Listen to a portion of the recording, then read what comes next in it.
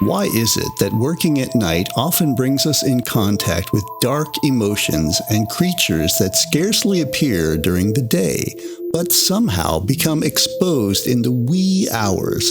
Let's find out how the night clerk deals with the entities of the night, shall we?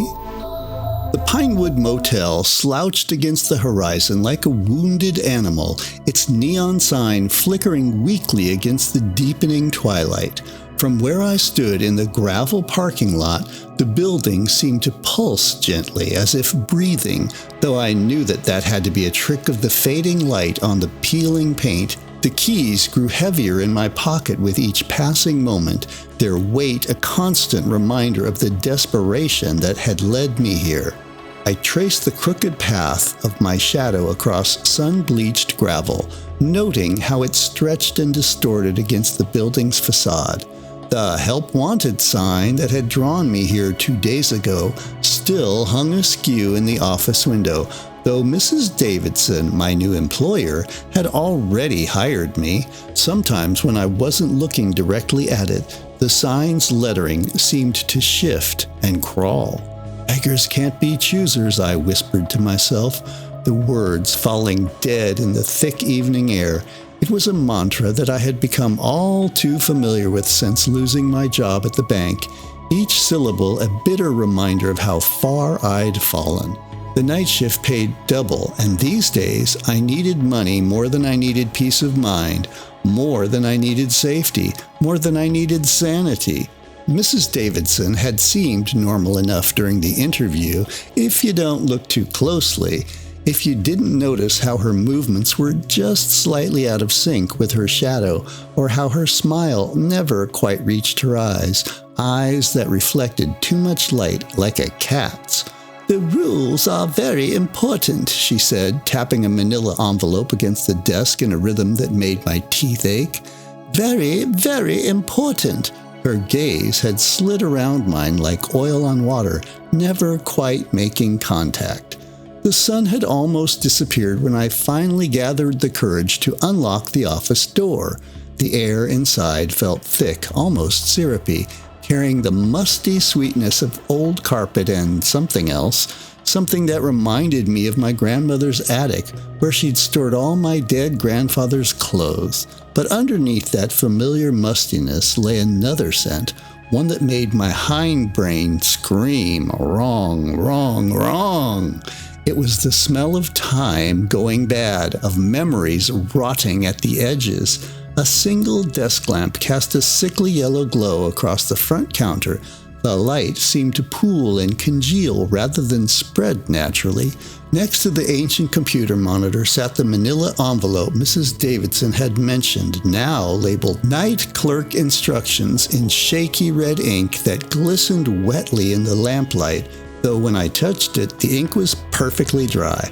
I'd worked plenty of night jobs at other hotels before. Check people in, handle complaints, call maintenance if needed. Simple. But as I pulled out the papers inside, my stomach performed a slow, nauseating roll. The rules were written in the same red ink, each letter precise yet somehow wrong, as if written by a hand that only approximately understood how human writing should look.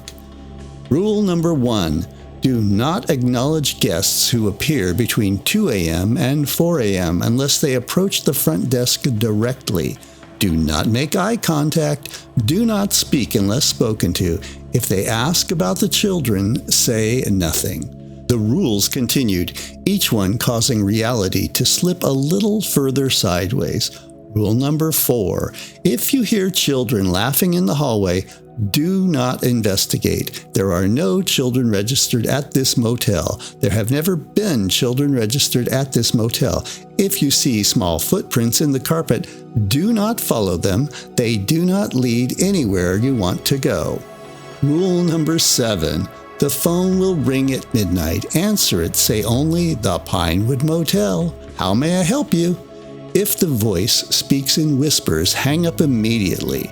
If it speaks in your mother's voice, hang up immediately. If it speaks in your own voice, do not hang up. Listen carefully. Remember what it tells you. Rule 13. Room 237 is always occupied. It has always been occupied. It will always be occupied. If someone asks about room 237, tell them it's under renovation. If you see the door to room 237 standing open, do not look inside. Close it immediately and walk away. If you hear singing from room 237, do not hum along. If you dream about room 237, do not tell anyone about the dreams. The bell above the door chimed, except it didn't, not really. The sound was more like the memory of a bell, or perhaps its ghost. I jumped because of the unexpected sound. The papers in my hand scattered across the desk like startled birds. The edges of a couple of the papers left thin paper cuts on my fingers that stung with suspicious intensity. A man stood at the counter. Though I hadn't heard footsteps approaching, he wore a dark suit that seemed to absorb the lamp's light, creating a void in the shape of a person. His smile didn't reach his eyes, but then his eyes didn't seem to reach his face. They floated somehow apart from it, like holes cut in reality. "I'd like a room," he said in a voice like dry leaves scraping concrete, like old recordings played backwards, like the sound of darkness would make if it could speak. "Something quiet. Quiet is very important to me." The computer showed all rooms available except 237. As I typed, the man's reflection in the mirror seemed wrong somehow, too dark, too fluid, as if he were made of ink slowly spreading through the water. I blinked and it normalized, though the after image burned behind my eyelids. "Room 242, I said, sliding over the key, careful to maintain the prescribed distance. "Second floor, end of the hall, far from room 237, I didn't add. He took the key without touching my hand, his fingers passing through the air where the key had been. I tried not to notice that the key hadn't actually moved, that it still sat on the counter, even as he pocketed its twin, its ghost, its memory. "Quiet is very important to me," he repeated, his words an exact replica of his previous statement down to the last sonic detail. "The last place I stayed was too noisy. Children, you know, always running, always laughing, until they weren't."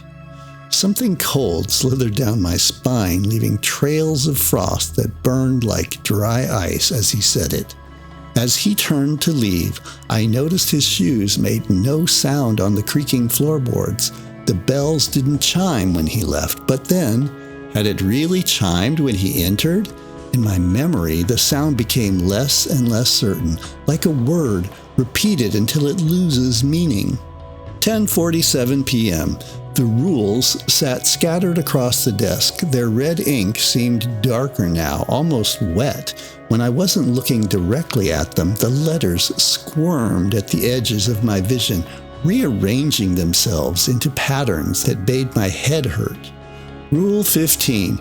If a guest asks about noise from another room, apologize and offer to move them.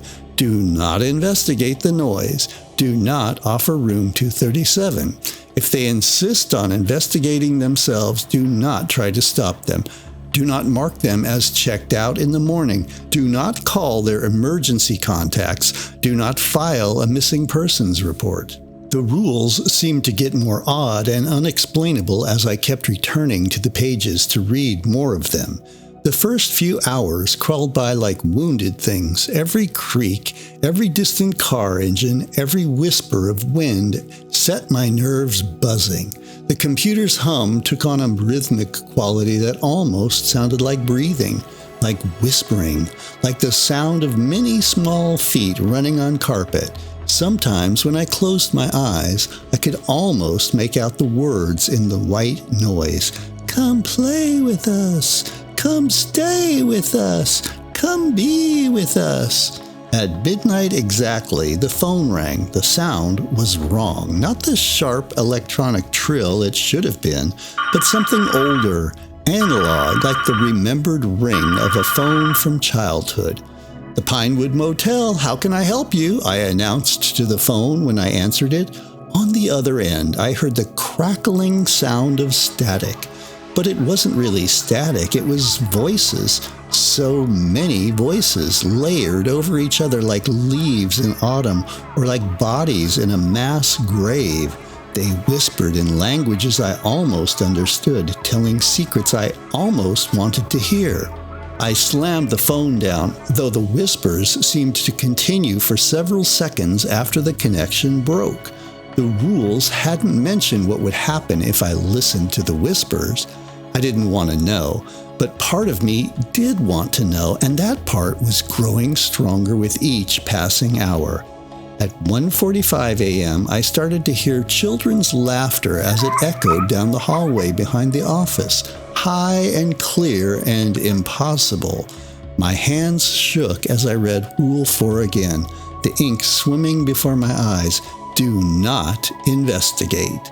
The laughter grew closer, accompanied by the sound of small feet running on a carpet, except the hallway had hardwood floors. Then a sound like small hands dragging along the walls approached the office door. Something brushed against it, leaving marks in the wood that I would later discover, that looked like letters in a language that hurt to look at. I stared at the computer screen. My reflection seemed ghostly pale. Behind me in the reflection, shadows moved with purpose, with hunger. They wore faces I almost recognized. I told myself, do not turn around. Don't give in to the paranoia. 2 a.m., the witching hour. The air grew heavier, pressing against my skin like wet wool, like hands testing for weakness. The lamp flickered, and in that moment of darkness I saw them, shapes, moving through the parking lot, drifting between cars, their feet never quite touching the ground. Some were faces. Some were too many faces. The man in the dark suit stood among them, watching the office. His form rippled like smoke, like television static, or like the space between thoughts. Sometimes he had no face at all. Sometimes he had mine. Rule number 1 again, do not acknowledge guests between 2 a.m. and 4 a.m. A woman approached at the window, her face pale as milk, as bone, as the space between stars, her neck bent at an impossible angle. Then another impossible angle. Then another.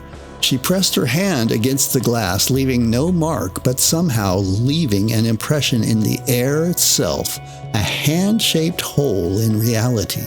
She smiled with too many teeth, and behind those teeth were more teeth, and behind those teeth was something that teeth could never adequately describe. I kept my eyes on the computer screen, though the reflection showed things that made me doubt the wisdom of mirrors. 3:33 a.m. The door to room 237 slammed open. The sound echoed through the building like a gunshot, like a scream, or like the sound of reality tearing at the seams. Rule 13 burned in my mind, the words glowing like hot coals. If the door to room 237 opens, close it immediately. But the rules didn't say what would happen if I didn't, and by now a part of me, a growing part, a hungry part, wanted to know. As I got to the second-floor hallway, it stretched before me, longer than it should be, longer than the building could possibly contain. Arriving finally at room 237's door after a walk down the hall that took too long, I saw the door, gaping like an open mouth, like a wound in the world. Darkness spilled out, thick and alive and waiting. My feet moved without permission, or perhaps with too much permission. Close it and walk away, I thought to myself. That's the right thing to do. That's what the rules stated. One step closer, the darkness pulsed with a rhythm that matched my heartbeat, or perhaps my heartbeat had begun to match it. In the periphery of my vision, something moved in the darkness of room 237. Something big, something patient. 2 steps, the air grew thicker, smelling of copper and chemicals and sweetness gone bad. The children's laughter started again, and this time from inside the room, but lower, wrong, like a tape played backward, like screams played forward, like the sound joy makes when it curdles. 3 steps closer to the room, the darkness reached for me with hands made of shadow and memory and longing. Quiet noisy, isn't it? The man in the dark suit said as he stood beside me, though I hadn't heard him approach. His smile split his face too wide and then split it again and again, like a paper being folded and torn. The children never could keep quiet, he said, his voice coming from everywhere and nowhere. No matter what we did to them, no matter what we're still doing to them. I ran, or tried to run. My feet moved through air that had the consistency of honey, of concrete. It seemed to take hours to get back down the hall, down the stairs, back to the office. The office door slammed behind me, the rules on the desk scattered once again like startled birds, like frightened thoughts, like broken promises. As I gathered the papers from around the office, I noticed the last few rules. Rule 20. Once you've seen inside room 237, you belong to the Pinewood. Rule 21. You can check out whenever you like, but leaving isn't an option.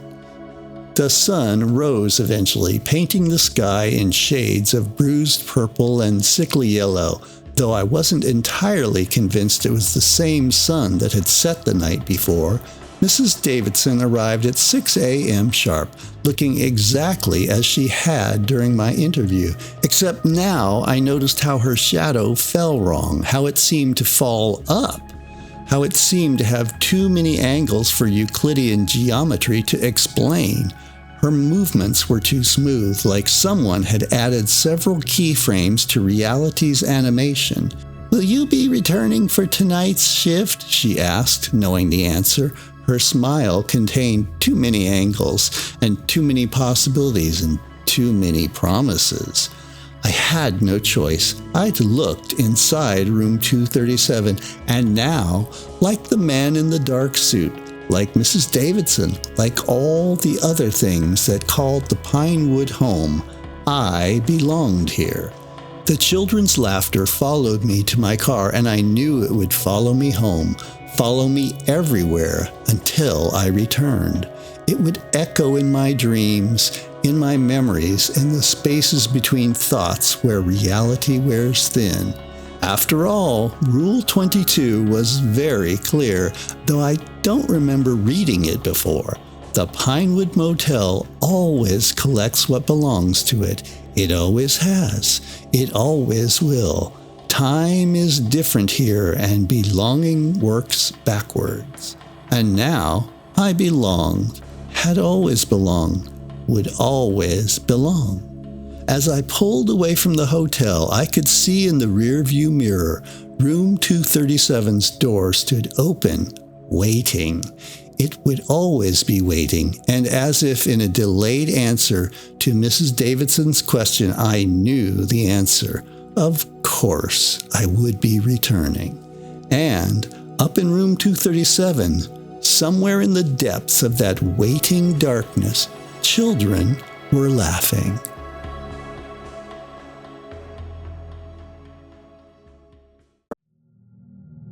Thanks for listening to my Dark Veil tale. Make sure you like and subscribe to my channel. It really does help me grow this channel so I can make more content for your enjoyment. Also, check out the linked video for another creeper-style story from Dark Veil Tales.